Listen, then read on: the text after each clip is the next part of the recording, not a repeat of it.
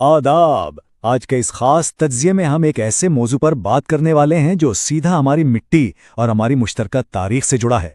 हम पूरे जोश और गहराई के साथ ये खोज लगाएंगे कि हमारे इत्तेहाद की जड़ें दरअसल कहाँ तक फैली हुई हैं। आइए देखते हैं कि हमारी तारीख और ये मुक़द्दस किताबें किस तरह हम सबको एक ही धागे में पिरोती हैं। अब ज़रा गौर करें, हमारा ये खिता हमेशा से ही रंग बरंगी सकाफ़तों का गहवारा रहा है। यहाँ अक्सर मंदिर और मस्जिद बिल्कुल आमने सामने खड़े नजर आते हैं और कई त्यौहार तो हम सब मिलकर मनाते हैं। लेकिन क्या कभी जहन में ये सवाल उभरा है कि इस इत्तेहाद की बुनियाद आखिर कितनी पुरानी और कितनी मजबूत है?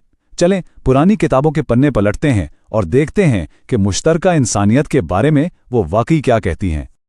आज के इस सफ़र को हम 4 वाज़ेह हिस्सों में बांटेंगे। सबसे पहले एक सच्चाई और मुख्तलिफ रास्ते, फिर मुक़द्दस किताबों का असल पैगाम, इसके बाद 2 समंदरों का संगम यानी तारीख का एक ख़ास बाब, और आखिर में आज के दौर के लिए हमारा पैगाम। तो चलिए अपने पहले हिस्से से शुरुआत करते हैं, एक सच्चाई और इस तक पहुंचने के मुख्तलिफ रास्ते।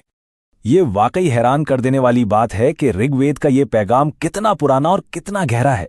सदियों पहले ही उसने ये बात बिल्कुल वाज़ेह कर दी थी कि सच्चाई और हकीकत दरअसल एक ही है। दाना लोग इस एक ही हकीकत को समझाने के लिए बस अलग अलग नामों का इस्तेमाल करते हैं। इसका सीधा सा मतलब यह है कि मुख्तलिफ रास्तों का होना किसी किस्म के इख्तिलाफ की निशानी नहीं है, बल्कि ये तो बस एक ही मंजिल तक पहुंचने के अलग अलग तरीके हैं। और बिल्कुल यही कमाल की बात भगवद गीता में भी निहायत खूबसूरती से बयान हुई है।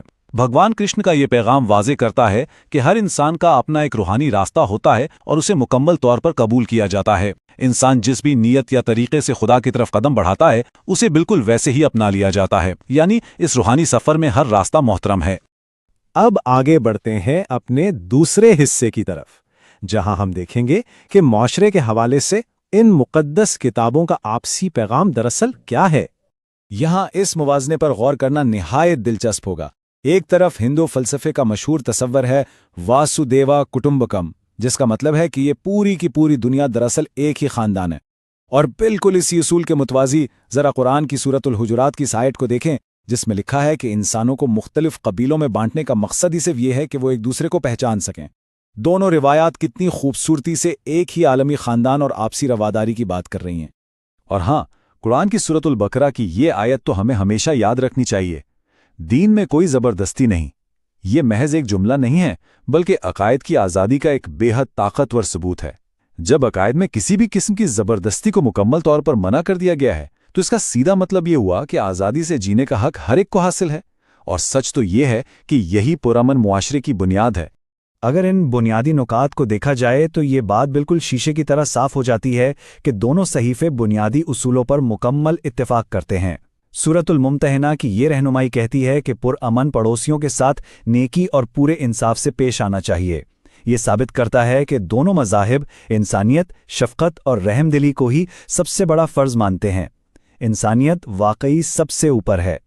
आइए अब अपने तीसरे हिस्से में कदम रखते हैं, 2 समंदरों का संगम, और देखते हैं कि ये फ़लसफ़े हमारी तारीख़ में अमली तौर पर कैसे आपस में मिले। इस तसव्वुर को समझना बहुत ही ज़रूरी है। मजमुल बहरैन, जिसका लफ्ज़ी मतलब ही 2 समंदरों का संगम है, मुग़ल शहज़ादे दारा शिकोह ने महज हवा में बातें नहीं की, बल्कि अमली तौर पर सूफ़ी और वेदांत के इन 2 गहरे फ़िलसुफ़ियाना समंदरों को एक मुश्तरका विरासत में जोड़ने का कारनामा अंजाम दिया। उनकी इस किताब का असल मकसद ही यही था कि दोनों तरफ की सच्चाइयों को यकजा किया जाए। चलिए ज़रा इन ख़ास इक़दामात पर एक नज़र डालते हैं जो दारा शिकोह ने उठाए थे। संस्कृत के कदीम उपनिषदों का फ़ारसी ज़ुबान में तर्जुमा करवाना कोई छोटा काम तो नहीं था ना।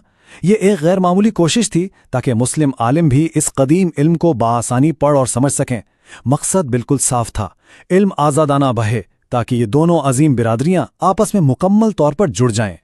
और यहाँ ये बात कितनी खूबसूरती से साबित होती है कि हमारी तारीख महज पुरानी किताबों तक महदूद नहीं है, ये एक जीती जागती हकीकत है। ये वो मुश्तरका विरसा है जिसे ख्वाजा मोइनुद्दीन चिश्ती जैसे सूफी बुजुर्गों और कबीर और गुरु नानक जैसे संतों ने मोहब्बत से सींचा है। हमने सदियों से होली के रंग और दिवाली की रोशनियां एक साथ बांटी हैं, और ईद हो या मुहर्रम हमेशा एक दूसरे के शाना बशाना खड़े रहे हैं। अब हम अपने आखिरी और सबसे अहम हिस्से की तरफ बढ़ते हैं कि इस सारी तारीख का आज के दौर के लिए क्या पैगाम है। यहाँ सबसे दिलचस्प बात यह है कि ये चारों सुतून सच्चाई, रहम, इंसाफ और अकीदत दोनों ही रिवायात में बिल्कुल यकसा अहमियत रखते हैं। एक बेहतर मुआशरा कायम करने के लिए जो तकाजे और उसूल हमें सदियों पहले सिखाए गए थे, वो आज के इस जदीद दौर में भी 100% वैसे ही लागू होते हैं। तो इस सारी गुफ्तगू का जो बुनियादी निचोड़ निकलता है वो ये है कि जब हम अपने मजहबी नुस्खों को एक सच्चे और साफ दिल के साथ पढ़ते हैं तो मुआशरे में नफरत की तो कोई गुंजाइश ही नहीं बचती। बाकी बचता है तो सिर्फ मोहब्बत का पैगाम। दूरियां तो अक्सर तब पैदा होती हैं जब हम इन किताबों की असल रूह को समझने से कासिर रहते हैं। इस तफसीली तज्जिये के इख्तिताम पर यह एक बहुत अहम सवाल बन जाता है कि इन अजीम उसूलों को हम अपनी रोज़मर्रा की ज़िंदगी का हिस्सा कैसे बनाएं। ये गौरतलब बात है कि हमारे मोहल्लों और गलियों में इस इत्तेहाद को मज़ीद फैलाने के लिए अगला कदम क्या होना चाहिए। इल्म को सिर्फ किताबों के सफ़हात तक तो महदूद नहीं रहना चाहिए, इसे तो हमारे मुआशरे का अमली हिस्सा बनना चाहिए। इसी सोच के साथ कि ये मुश्तरका मोहब्बत एक रोशन मुस्तकबिल की नवीद बनेगी, हम आज के इस तज़्ज़िये को यहीं मुकम्मल करते हैं।